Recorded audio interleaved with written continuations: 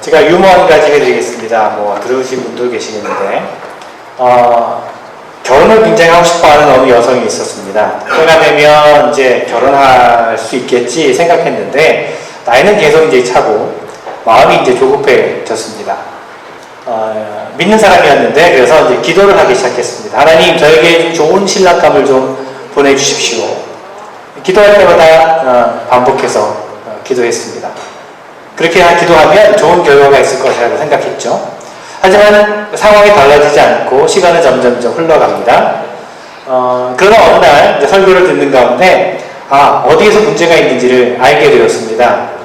그날 목사님께서 설교를 하시는데 야고보서 4장 말씀에 근거를 해서 열심히 기도해도 응답을 받지 못하는 이유는 자기 자신만의 유익을 구하며 기도하기 때문이다 라고 하는 그런 말씀을 이제 목사님의 말씀을 통해 듣고서 그렇구나, 이제는 나 자신을 위해서가 아니라 다른 사람을 위해서 내가 기도해야겠구나, 그렇게 생각하고 기도의 내용을 바꾸었습니다.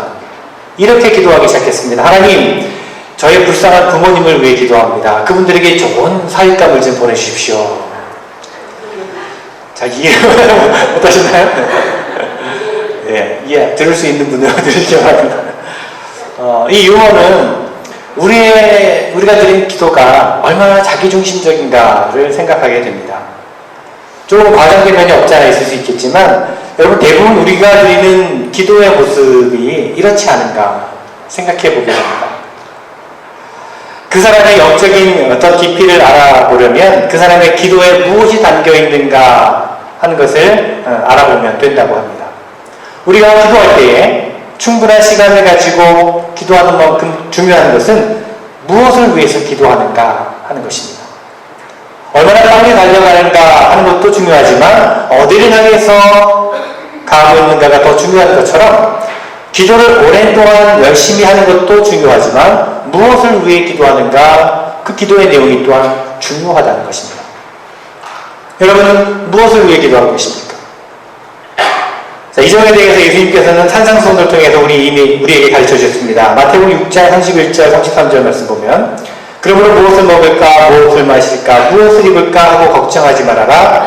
이 모든 것은 모두 이방 사람들이 구하는 것이요 너희 하늘아버지께서는 이 모든 것이 너희에게 필요한 것을 아신다. 너희는 먼저 하나님의 나라와 하나님의 의를 구하라. 그리하면 이 모든 것을 너희에게 더하여 주실 것이다. 아멘. 여러분, 모두가 그렇진 않지만 기도의 자리 가운데 오랜 동안 앉아 계신 분들 중에는요, 그 마음 가운데 근심이 가득해서 그러시는 분들이 많습니다. 개인적인 문제로 인해 근심이 생기니 기도의 자리를 찾게 되는 것이죠. 그런데 아무리 기도해도 그 근심이 풀려지지 않으니 오랫동안 앉아있게 되는 것입니다. 그런 분들은 기도 후에도 마음의 안정을 얻지를 못할 경우가 많습니다. 왜냐하면 기도를 통해서 자신의 문제만을 묵상했기 때문에 그렇습니다. 여러분, 기도는요, 자신의 문제로부터 벗어나서 하나님의 관심을 품는 과정이 되어야 합니다. 그것이 기도가 되어야 합니다. 자신의 문제에 매여 있다가 거기서 벗어나게 되면 그 문제가 달라 보이게 되는 거죠. 상황은 전혀 바뀌지 않았는데, 환경은 달라지지 않았는데 마음의 평안과 기쁨이 찾아오게 되는 겁니다. 자신의 문제를 놓고 기도하는 가운데 그 기도가 더욱더 깊어지게 되고 하나님을 만나게 되고 또한 이웃을 바라볼 수 있는 변화가 일어나기 때문입니다. 그렇습니다, 여러분. 참된 기도는 하나님을 만나는 기도입니다. 하나님을 진실되게 만나면 우리의 기도 안에 하나님의 관심사가 담겨지게 되는 것입니다. 여러분, 찬양도 마찬가지입니다. 기도 안에 담긴 것이 기도하는 사람의 마음인 것처럼 우리가 부르는 찬양 가운데 우리 마음이 담겨져 있습니다. 여러분 어떤 찬양을 즐겨 부르십니까? 최근에 나오는 그런 찬양들은 보면 굉장히 빠르고 경쾌한 그 리듬의 어떤 심플한 그런 가사가 반복되는 그런 특징을 가지고 있죠. 따라 부르기 쉽고 또 메시지 전달이 쉽습니다. 그런데 우리가 그 기존에 부르는 찬송가는 어떤가요? 적어도 3절, 많게는 6절, 7절까지 있는 찬송가도 있죠. 이런 찬송가가 이제 현대인들에게, 특별히 젊은 사람들에게 굉장히 복잡하고 지루하게 들려지기도 합니다. 리듬도 세련되지 못하고 부르기가 재미가 없습니다. 그래서 찬송가를 사용하지 않는 교회들도 꽤 있습니다. 문제는 찬양의 내용입니다. 찬양의 가사입니다. 한국 교회는 그런 통계가 없지만은 미국 교회의 경우에는요, 이 찬양곡의 저작권을 취급하는 기관이 있습니다. 그래서 그 기관에서는요, 미국 교회에서 가장 많이 불려지는 찬양곡의 이제 리스트를 정기적으로 이제 공개를 하고 있는데요. 그 리스트에 오른 찬양들의 가사를 보면요, 내가 중심인 노래가 많다는 거예요. 나를 위한 노래가 많다는 겁니다. 한국의 경우도 다르지 않습니다. 하나님께서 나의 문제를 해결해 달라는 찬양이 대부분입니다. 나를 위로해 주십시오. 나를 지켜 주십시오. 나를 인도해 주십시오. 내 마음을 만져 주십시오. 내 영혼을 채워 주십시오. 내 문제를 해결해 주십시오. 이런 내용이 대부분이라는 겁니다. 내 개인의 문제를 해결하기 위해 기도의 자리를 찾는 것처럼 우리가 찬양을 부르고 찬양을 통해 은혜를 받는 그 이유도 나 때문인 경우가 많다는 겁니다. 나의 문제를 다루고 내 마음의 평안과 여유를 느끼도록 해주는 그런 찬양은 누구에게나 좋게 들립니다. 그런 찬양을 좋아하는 것은 어쩌면 당연한 일이죠. 중요한 것은 그렇게 찬양을 부르면서 하나님 앞에 나아가서 궁극적으로는 하나님을 만나야 한다는 것입니다.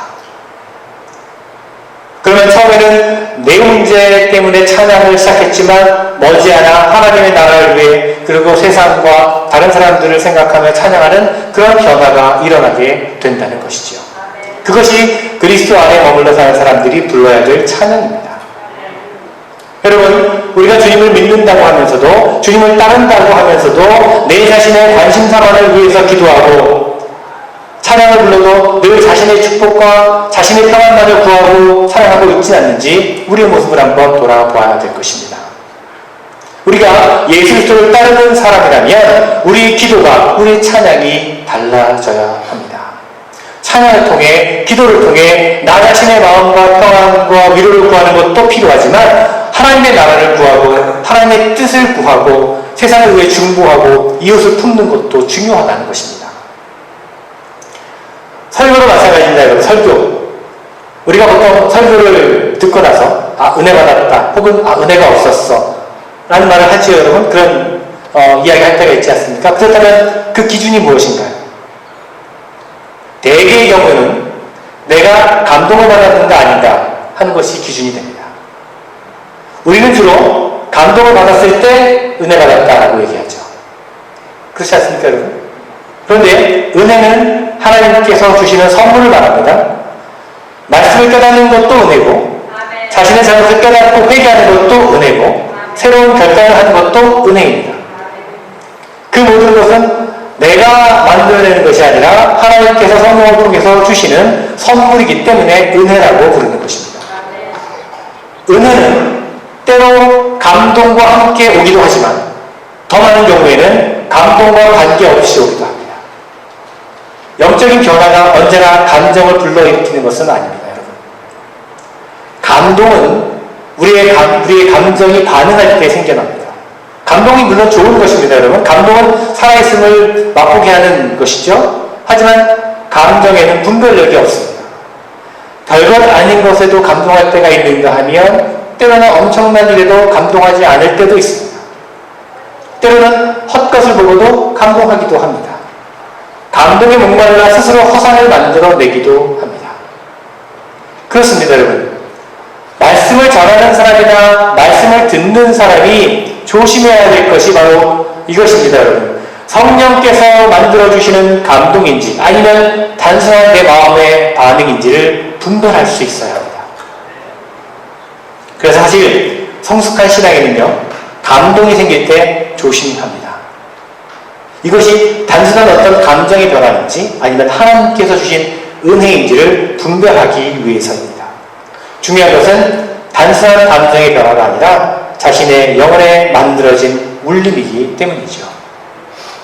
모든 사람들이 가지는 공통적인 어떤 감동의 코드가 있습니다, 여러분. 그것은 개인적인 필요와 요구를 채워주는 것, 그러면 감동이 되죠. 개인적인 어떤 문제 때문에 기도의 자리를 찾고 개인적인 문제 때문에 찬양에 집중하는 것처럼 사람들은요, 개인적인 문제를 해결해주고 어떤 방향을 제시해주는 말씀에 귀가 솔깃합니다. 뭐 그 당연한 것입니다. 그런 말씀에 쉽게 감동받고 은혜받았다라고 얘기합니다. 그러나 개인의 문제와 직접적인 연관이 없다 싶으면 귀를 닫아버립니다. 그리고 은혜가 없었다고 얘기하죠. 여러분은 어떠십니까? 목회자는 설교를 통해서 성도들에게 은혜를 끼치고 싶어 합니다. 누구나 그렇습니다. 설교를 통해 성도들이 감동받는 모습을 보고 싶어 합니다. 그런데 거기에는 조심해야 될 함정이 있다는 것입니다. 그러다 보면 회중들이 듣기 좋아하는 설교의 주제만을 다루게 될 유혹에 빠질 수 있다는 것입니다. 개인적인 복을 빌어주는 그런 설교만 하고 싶어지게 되는 거죠. 그러면 성도들은 더욱더 개인적인 신앙의 문제만에 관심을 가지려고 합니다.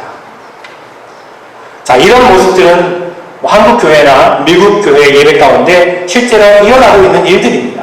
강단에서 선포되어지는 말씀만 해서 하나님 나라가 점점 사라져가고 있고 이웃에 대한 관심도 사라져가고 있고 사회 문제들도 사라져가고 있습니다. 점점 내 중심이 되어가고 있다는 겁니다. 개인 중심이 되어가고 있다는 것입니다. 하나님은 그저 나의 필요를 채워주는 분으로만 여기고 있다는 것입니다. 교회 안에서 성도들은 점점 내가 어떻게 승리하고 내가 어떻게 좀 더 복받은 삶을 살 수 있을까? 여기에만 관심을 갖습니다. 그 결과 예수님의 복음은 개인의 행복을 위한 어떤 수단이 되어가고 교회 생활의 초점이 점점 나 개인적인 문제 해결을 위한 것이 되어가고 있다는 것입니다. 복음이 점점 자기중심적으로 되어가고 있다는 것입니다. 그러나 여러분, 예수 그리스도의 복음은 그런 것이 아닙니다.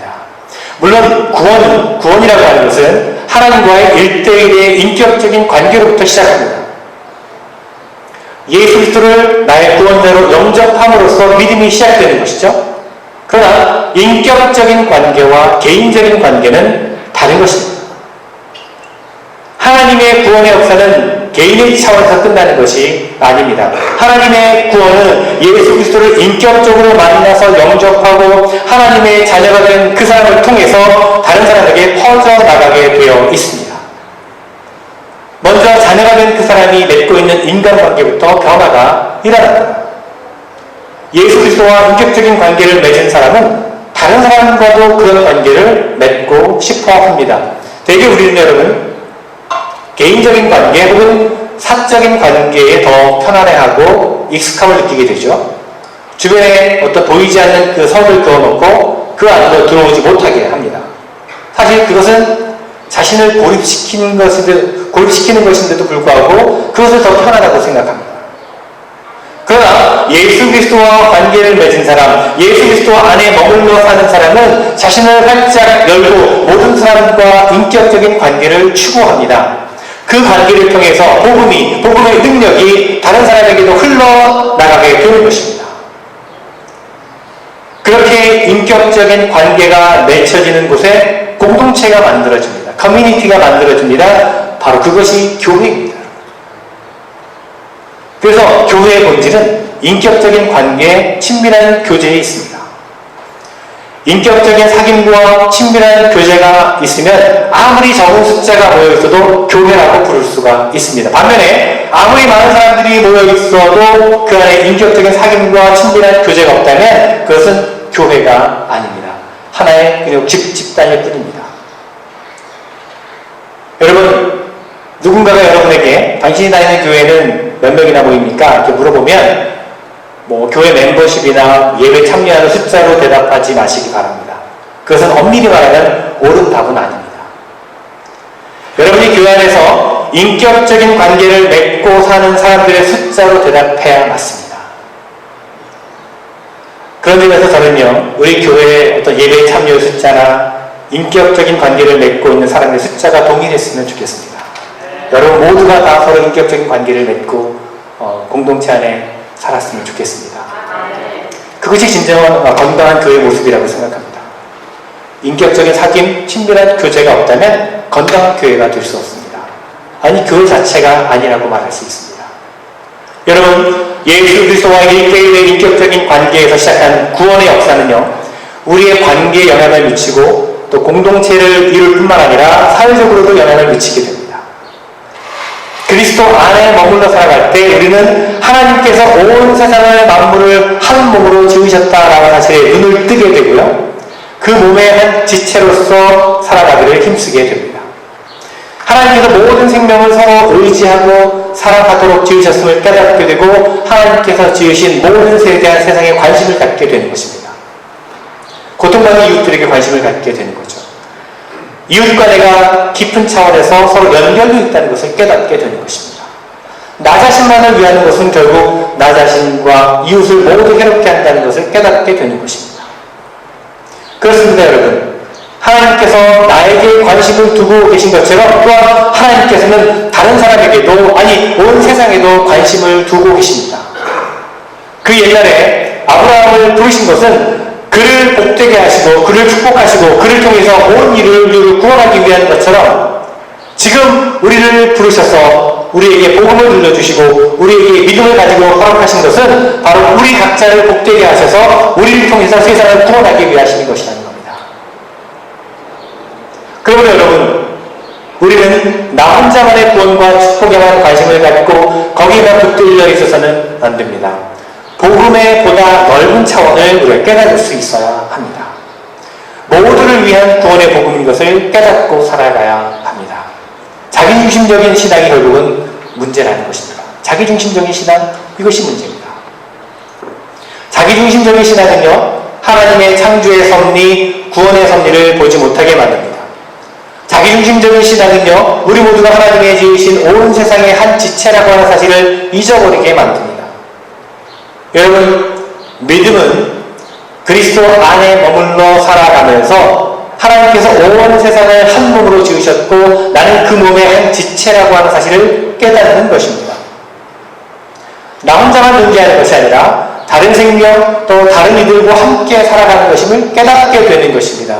그 사실을 인정하고 받아들이는 사람들과 교회 공동체를 만들고 이 땅에 하나님의 나라가 이루어지기를 함께 힘쓰게 되는 것입니다. 즉 우리의 믿음의 목적은 나 혼자만 구원을 받고 축복받는 것이 아니라 하나님이 지으신 온 세상이 모든 사람들이 더불어 구원함을 얻고 복된 상태에 이르도록 내 자신을 헌신하는 데 있는 것입니다. 오늘 우리가 읽은 에베소서 말씀에서 바울은 바로 그 사실을 분명하게 밝혀주고 있습니다. 바울은 하나님의 계획에 대해 이렇게 말합니다. 10절 말씀을 보니까 하나님의 계획은 하늘과 땅에 있는 모든 것을 그리스도 안에서 통일되게 하시려는 것입니다. 자, 인간의 죄로 말미암아 하나님께서 한 몸으로 창조하신 세상이 깨어지게 되었습니다. 하나님과 인간 사이가 죄로 인해서 원수가 되었고 인간과 인간 사이가 서로 갈등하고 반목하고 싸우게 되었습니다.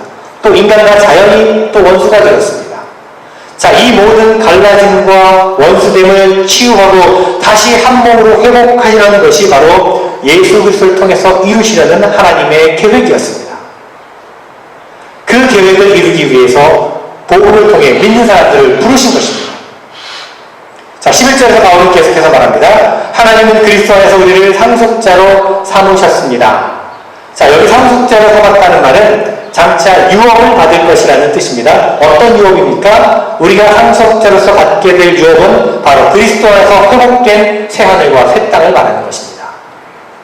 하나님은 예수 그리스도를 통해서 이루시려는 일을 또한 우리를 통해 계속해서 이루어 가시기를 원하십니다. 그 일을 위해서 하나님은 우리를 부르셨다는 것입니다. 우리가 받은 구원은 우리 자신으로부터 시작되지만 온 세상으로 퍼져나가야 되는 것입니다.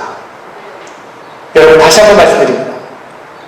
예수 그리스도의 구원의 복음은 나 혼자만 믿고 나 혼자만 복받고 나 혼자 천국 가자는 것이 아닙니다.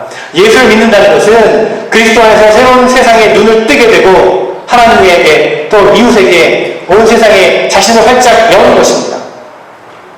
또 자신을 위해서 하나님과 세상을 이용하는 것이 아니라 하나님과 세상을 위해 자신을 드리는 것입니다.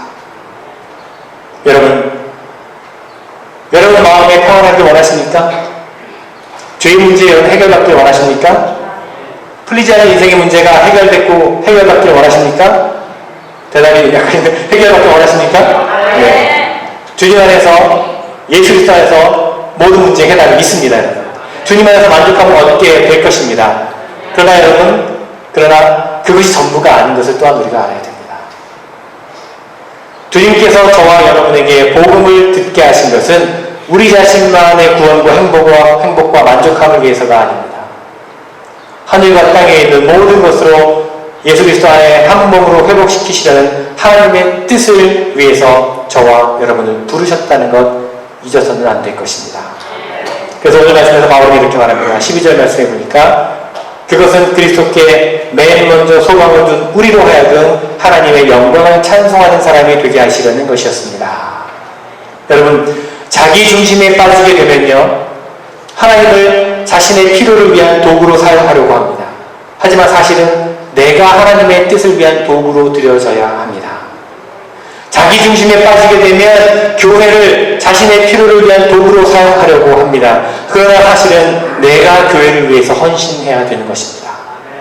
자기 중심에 빠지게 되면 다른 사람들을 내 유익을 위한 수단으로 생각하게 됩니다. 그러나 사실은 내가 그 사람들을 위해 섬겨야 되는 것입니다. 여러분, 우리의 믿음이, 우리의 신앙생활이 자기 중심에 빠지지 않도록 조심해야 할 것입니다. 바울은 오늘 13절 말씀에서 성령의 인치심을 받으라 권면합니다.